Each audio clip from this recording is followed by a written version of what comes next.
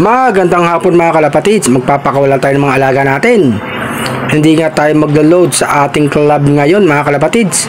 Sa Biyernes na lang ang bitaw sa Linggo. Second laps nga ng fundraise mga kalapatids. Ayaw magsilabasa ng mga ibon natin Mukhang tinatamad mga kalapatids. May itlog na naman si Dancing Becker to mga kalapatids. No. Eto nga, bugawin na natin para lumipad sila. Ang weather parang uulan mga kalapatids, pero kailangan din nila yan para masanay sila. Ayun mga kalapatids, ibang ibon natin lumipad na mga kalapatids. Ayun, yung isa lumipad na.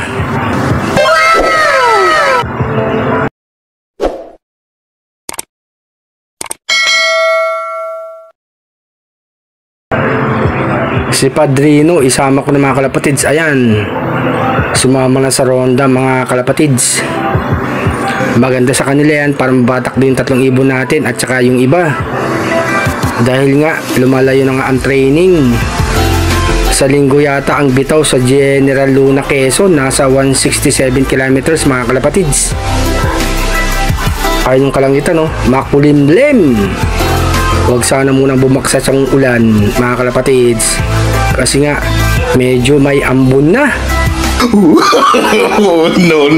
Sabik na lumipad yung mga alaga natin kasi nga hindi na kainitan, makulimlim na. Pero ang panahon mga kalapatids, mainit. Akala mo summer. Ayan sila mga kalapatids. Mamaya papakin natin sila mga kalapatids. Ang baba ng lipad nila, tinatamad yata rumunda itong mga alaga natin kasi nga ang oras na nga ay alas 5 pasado na mga kalapatids. Late nga tayo nagpakawala. Kakauwi lang natin galing trabaho mga kalapatids, kaya kailangan magparonda tayo.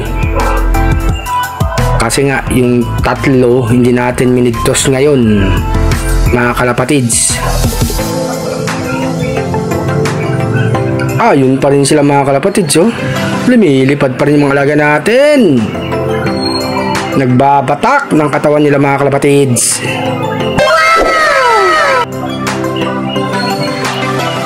Mababa na lipad nila mga kalapatids. Mamaya-maya nandito na yan. Pakainin ko naman yung stockbird natin mga kalapatids. Ayan sa baba, magagano kumain. Sa taas, magagano kumain. May ibon na tayo dito mga kalapatids. Ayan, nasa landing board si Dancing Becker. Mamaya papasok na yan. Nasa taas si Flying Checkered. Papasok na yan mga kalapatids. Yung mga ibang ibon natin rumuronda pa ata. Ayun, tumalo na mga kalapatids. Si Flying Checkered, tingnan natin kung papasok yan. Sumisilip-silip Ayan, bumaba na mga kalapatids. Pasok na Flying Checkered na makakain ka na. Ang problema lang sa kanila mga kalapatids, inaaway ng dalawang Becker. Kaya ang ginagawa natin, pinapakain natin sila sa taas mga kalapatids. Hinahabol kaya hindi makakain yung mga alaga natin. Ayun si Dancing Becker Naglagay na tayo ng tubig dyan. Iinom na yan mga kalapatids. Ito yung ibon natin si Padrino mga kalapatids. Hinahabol yung magandang hen natin Ayan, nilagyan ko na din siya ng pagkain at saka inumin. Ibang klase talaga ito si Padrino mga kalapatids. Habulin ng chicks. Ayan pa isang ibon Idol talaga ito si Padrino mga kalapatids. Hindi nga natin pinaparitan to si Padrino. Andiyan pa rin siya mga kalapatids. Si Padrino nasa loob ng mga kalapatids Pumasok na. Yung mga ibon natin nasa labas pa yung iba, ayaw pang pumasok Gusto pang nasa labas, enjoy sila mga kalapatids. Support lang kay Arcelop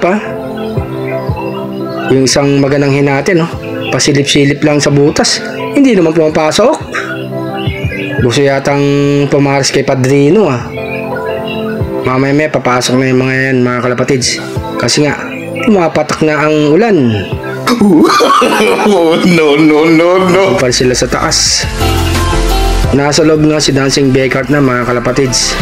Si Flying Becker ayaw pang pumasok Paano papasok yung mga babaeng ibon natin? Binabara ako ni Flying Becker mga kalapatids. Imbis na papasok, ayun, binabara ako. Hinahabol. Yung isang magandang hinatin, talon na. Talon na. Ayaw pa. Kala mo papasok na, talon. Ayaw pa rin mga kalapatids. No. Ayun, babarakuin na naman. Yung isang ibon naman natin, ayan. Tatalo na yung mga kalapatids. Ayun, may tumalo na sa loob mga kalapatids. At yung isa pa mga kalapatids.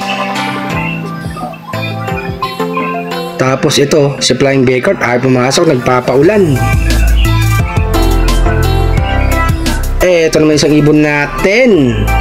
Nagpapaulan mga kalapatids. Dalawa pa lang hindi pumapasok. Yung iba nasa loob na.